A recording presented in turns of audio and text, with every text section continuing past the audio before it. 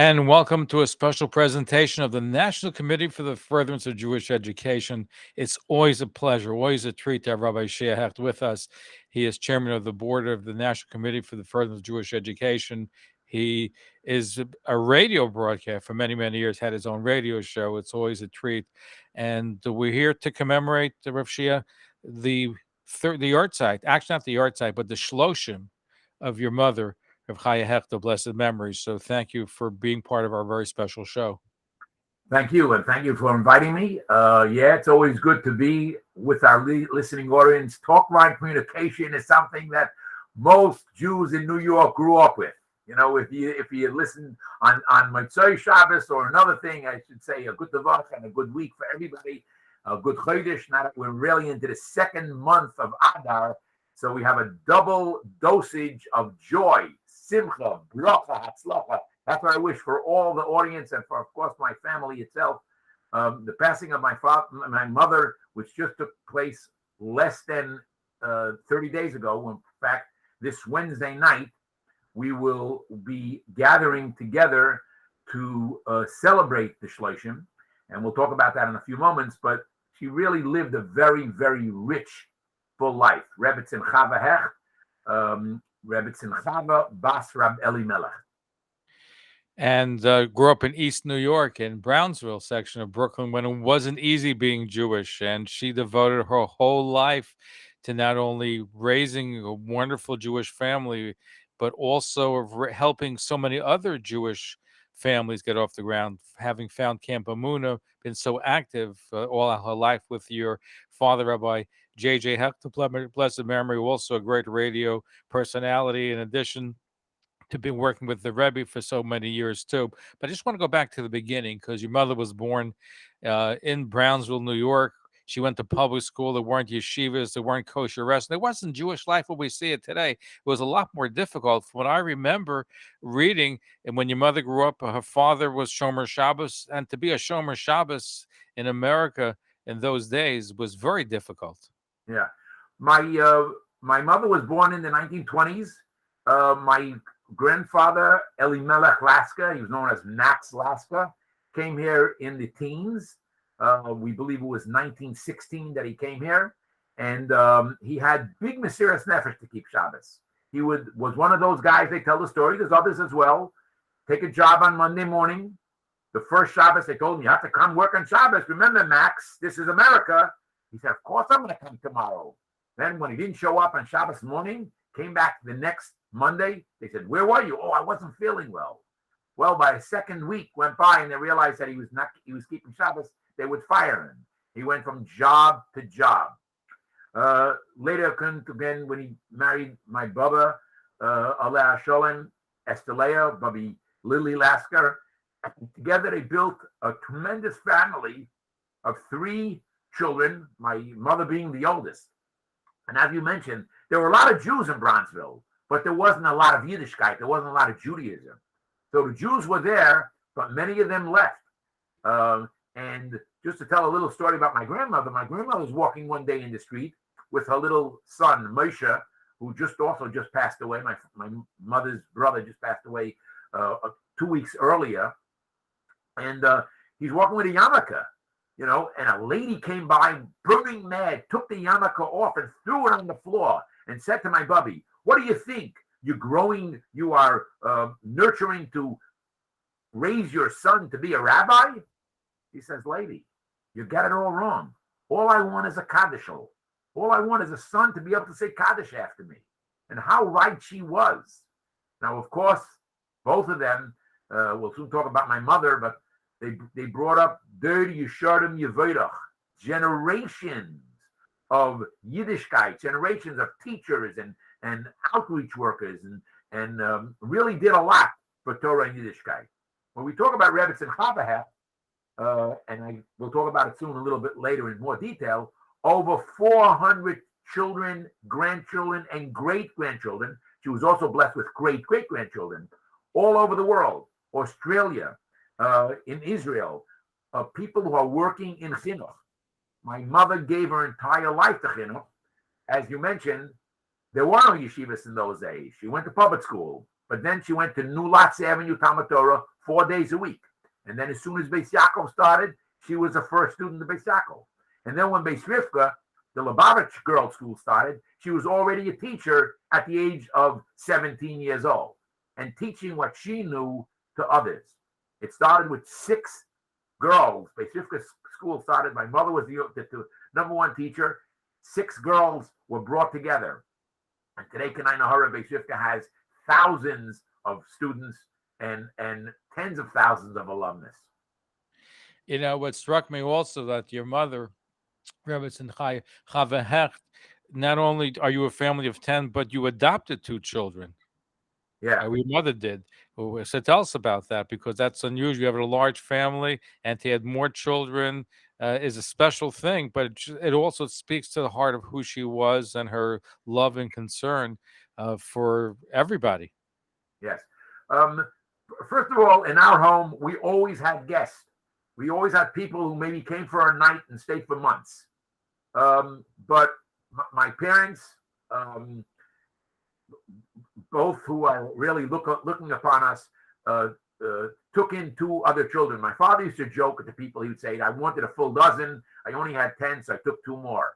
But I really appreciate you pointing out that it was really my mother who had the Mesiras Nefesh of bringing up these 2 children.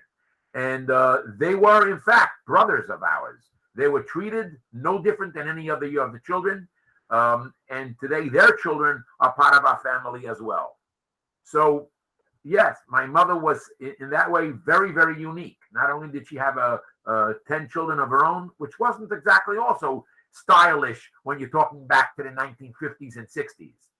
I'm the middle child, so I suffer from that syndrome a little bit. I say that, of course, tongue of cheek. Baruch Hashem.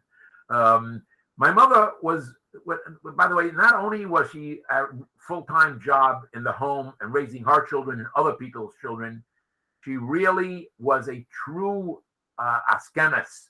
She was involved in askonis on every single level. She was a Rebbetzin. Her husband was a rabbi of the largest shul in East Flatbush. Over 2,000 families belonged to Yeshiva Rabbi Simcha Cohen. That was the name of the shul on East 53rd Street and Church Avenue. And she was a Rebbetzin, active in the Talmud Torah, active in bringing home people. Before today, every Chabad house, you travel somewhere in the world, you don't know where you're going to eat Friday night. The Chabad house is going to take you in.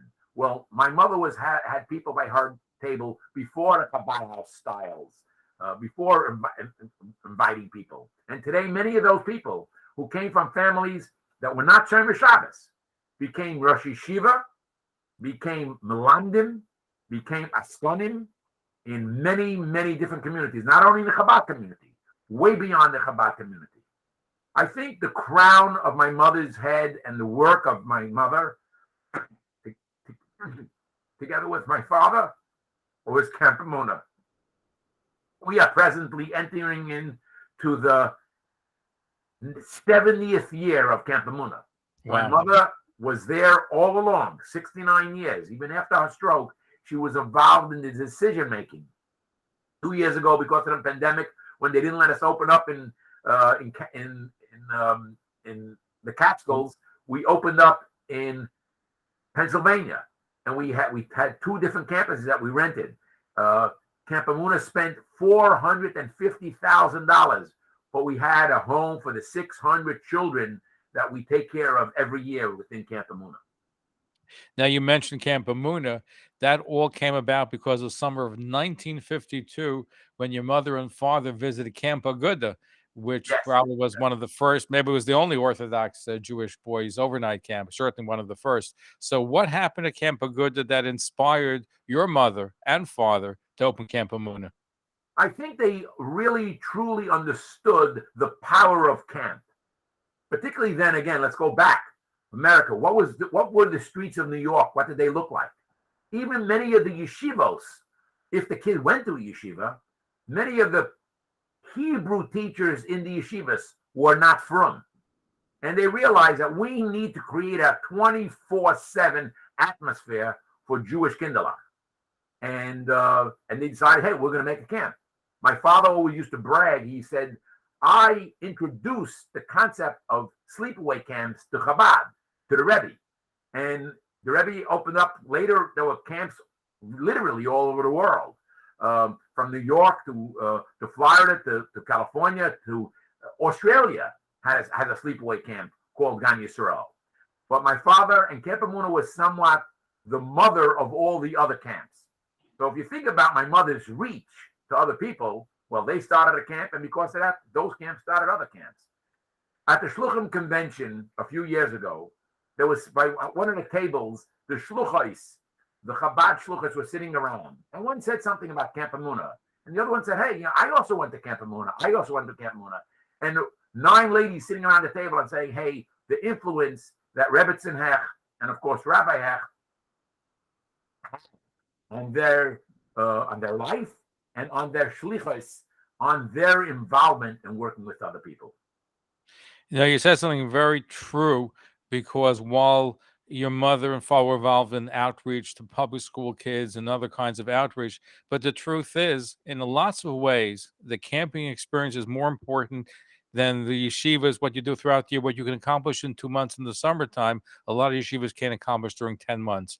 It's a different kind of atmosphere, fun, mixing Yiddishkeit and putting all these activities together, and it makes a big impression. So it's certainly, I think it's so important. We don't pay enough attention to camping that we should. Well, in 1980, the Jewish Week did a study on what was the most important impact in your life. They took Jews from across the gamut, and they said, what was the most important influence that had you a positive influence in your Yiddishkeit? And one after another, they said camp. Jewish camps were the greatest influence in their life. Now, first of all, it's understandable. In yeshiva, there's a lot of discipline. In camp, there's a lot of fun. And Yiddishkeit should be fun.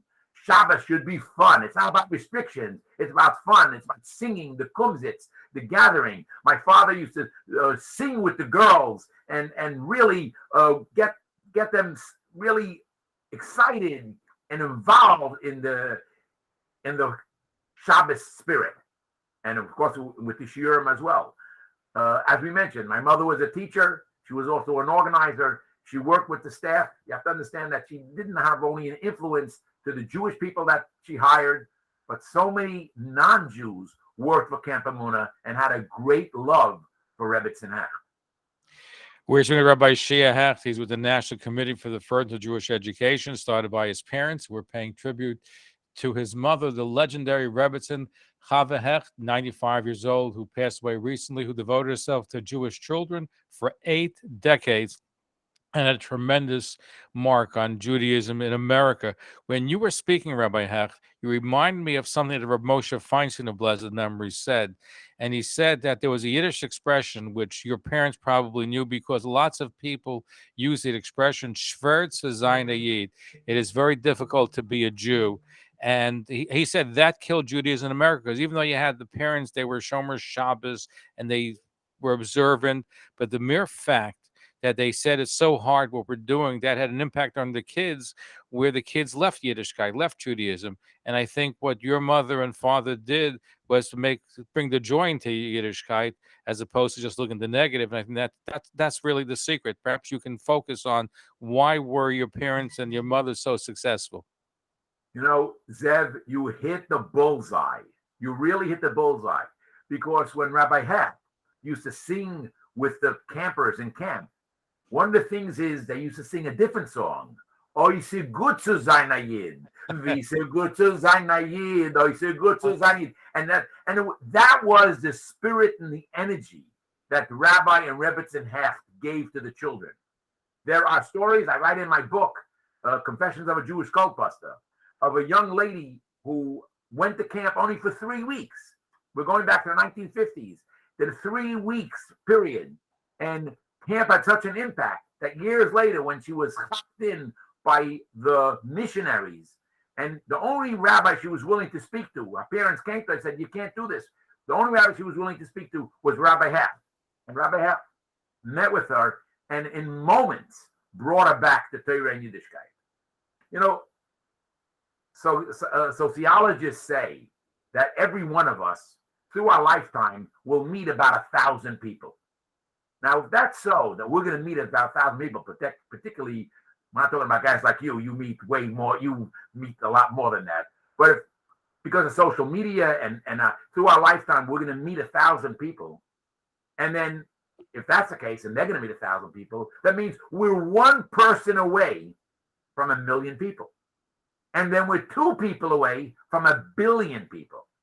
Now, my mother in the work of camp, the last few years of camp, had over 1,000 people in the camp, between the campers and the workers, over 1,000 people.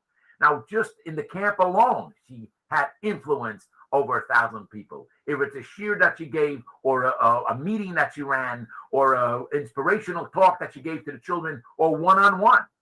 So now you think about how much influence has this one lady, and remember, my Baruch Hashem, she was Ma'arich Yamin, 95 years old today, is longer than the life expectancy in New York.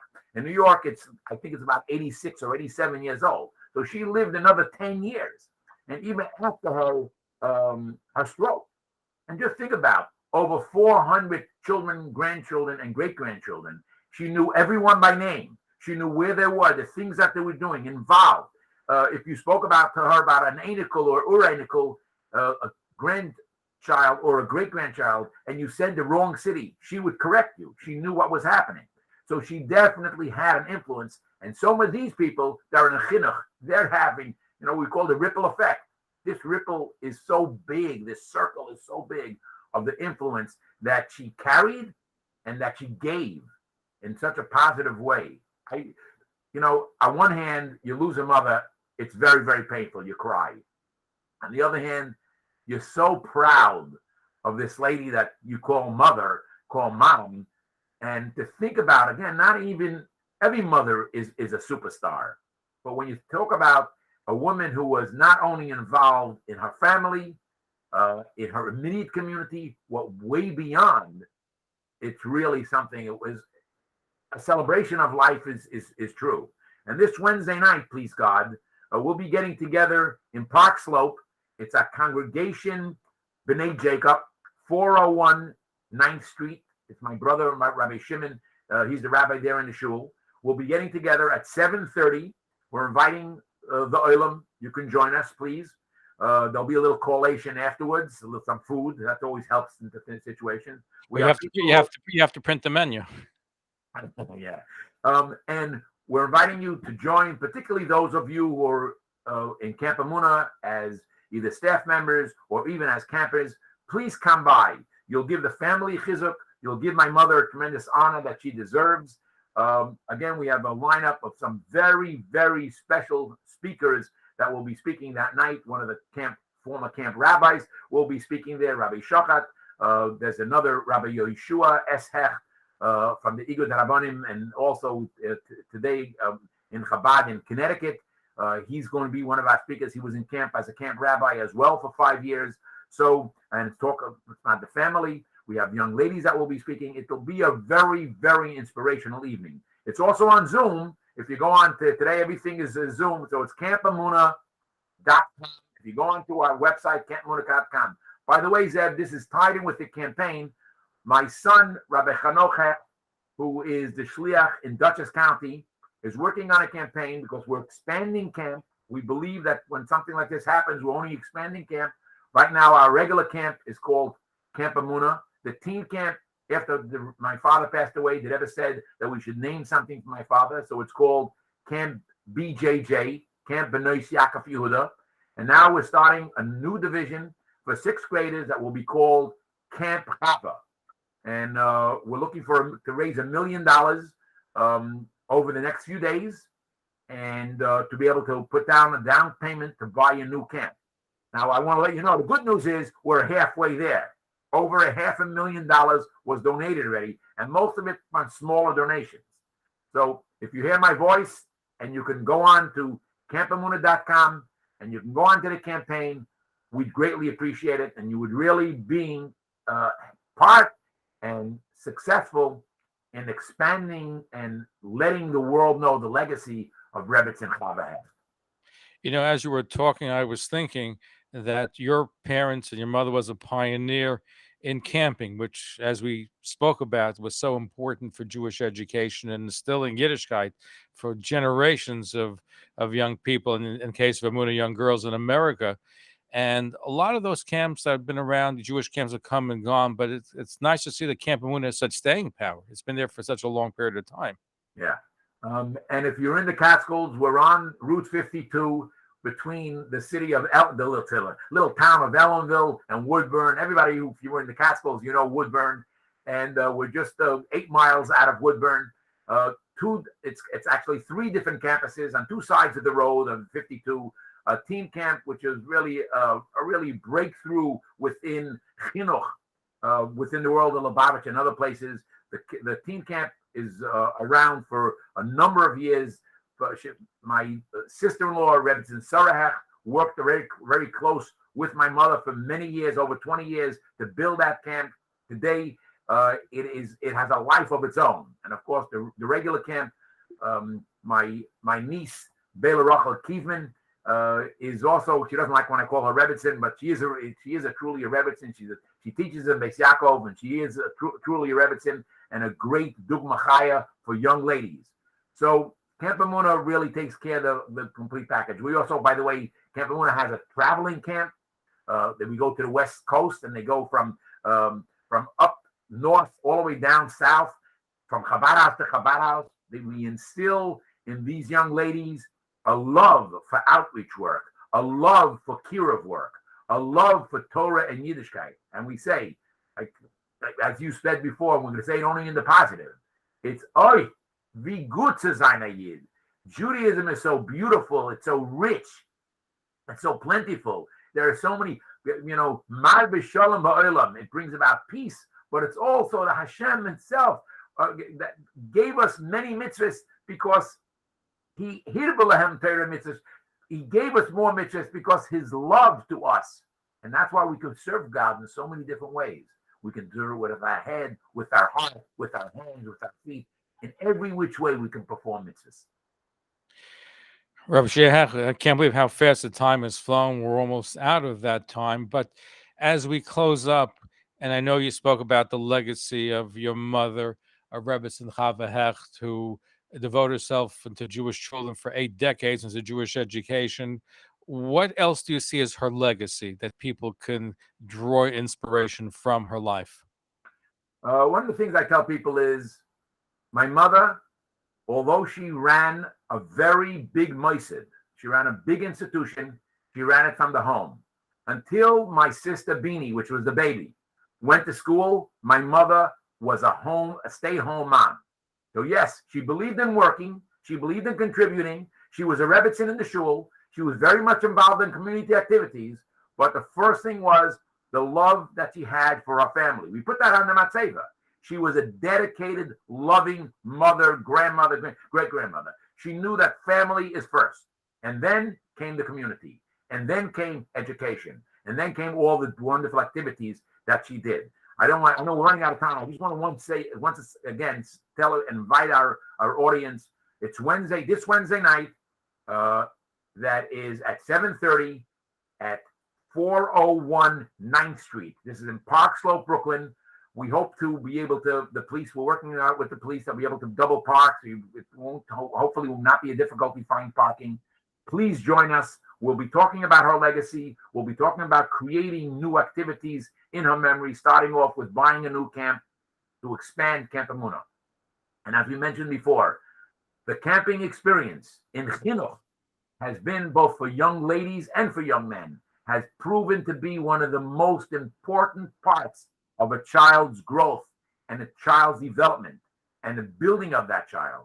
And I really give tremendous credit to, of course, my late father, Rabbi Shea Hecht, known as Rabbi JJ, and Rebbetzin Chave Hecht. And my father's book is going to be coming out in a few weeks, Zev, and I hope you invite me back again. We're going to talk about my father's book and some of his accomplishments over his life. It's 32 years already that he's gone, but his impact is still there. And now with my mother going to a higher world, that impact is going to be even stronger.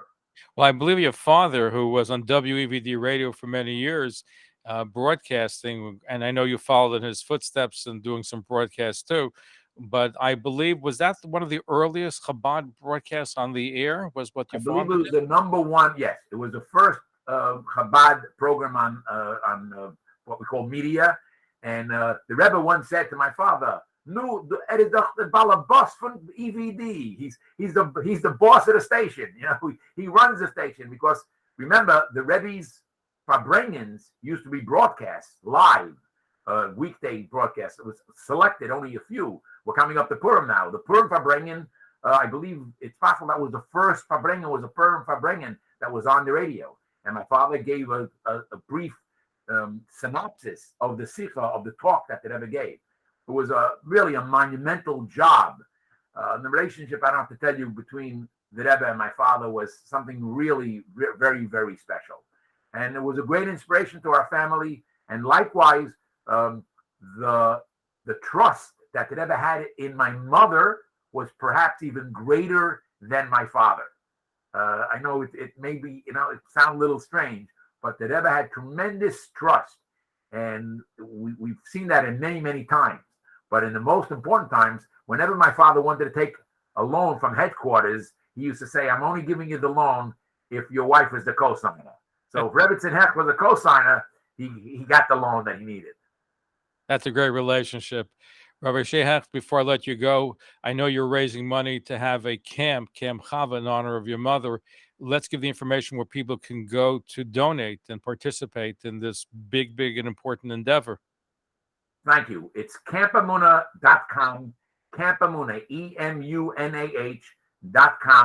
And hopefully the live stream will be there as well. It's not connected as of yet as we speak, but it will be connected before Wednesday night. You'll be able to participate, and I hope you will participate in the Shloshim. If you can come, that would be great. We'd love to have you as well. By the way, if you know something special or you have a special story about Rebbetzin Hecht, send it to the family. We'd greatly appreciate that. We're starting to work on a book about my mother's life as well. Again, starting as a public school child, going to what we call afternoon school, going to Talmud Torah, and then going to the Beis Yaakov, starting Beis Rivka, teaching the Beis Rivka, and then creating a camp, being mechanech tens of thousands of young ladies today who are mothers and Rebbetzins all over the world. This is a great legacy. All I can say as a son, I am so proud. And so is the over 400 children, grandchildren, and great-grandchildren, and please God, the great-great-grandchildren as well. Now, may her memory be a blessing. We've been looking at the legendary Rebbetzin Chave Hecht. Zev, I just want to say to you, you should keep up your good work. You talked about before, people came and went, but you stuck it out in such difficult talk-line communication. As I said, we grew up with it, we live with it, and you should continue for many, many good years, all in good health. Amen. And we should be together. And I know we enjoyed when you and your family were on the west side of Manhattan, and you contribute a lot to the community. You do such amazing work. And whether it's inculcating the next generation of Jews and fighting those that have been in cults and missionaries. I know we had you on recently about your book, Confessions of a Jewish Cult Buster, and we spoke about some cults that are taking place. So you and your family should be blessed, and may your mother's memory be a blessing also. Now I'm looking forward to the book about your father and your mother coming out hopefully very soon. Okay. You've been listening to a special presentation from the National Committee for the Furtherance of Jewish Education with Rabbi Shea Hecht, who is a book author, and we'd love to hear you back on the radio on a regular basis. We got to talk. Thank you. And thank you. And you've been listening to this very, very special presentation. Thank you for joining us on our broadcast tonight. Thank you.